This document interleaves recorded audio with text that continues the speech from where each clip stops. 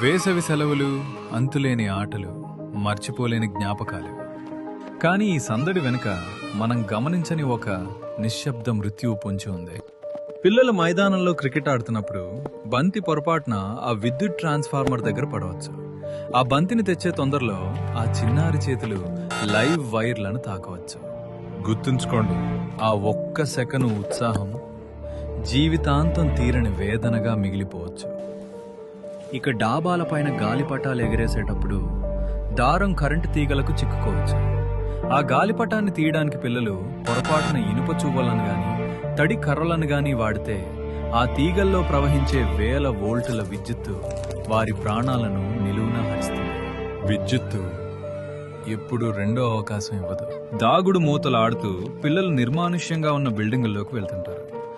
అక్కడ నేల మీద తెగిపడిన కరెంటు వైర్లు ఉండొచ్చు. కనీసం చెప్పులు కూడా లేకుండా ఆడుకునే ఆ పసిపాదాలు తెలియక ఆ తీగలపై అడుగు వేస్తే ఆ ఒక్క అడుగు వారి జీవితంలో ఆఖరి అడుగు కావచ్చు. పిల్లలకు భయం తెలియదు, కానీ మనకు బాధ్యత తెలుసు. విద్యుత్తు శక్తివంతమైనది, దాన్ని గౌరవించండి. మీ పిల్లలకి ఈ ప్రమాదాల గురించి ఈ రోజే వివరించండి.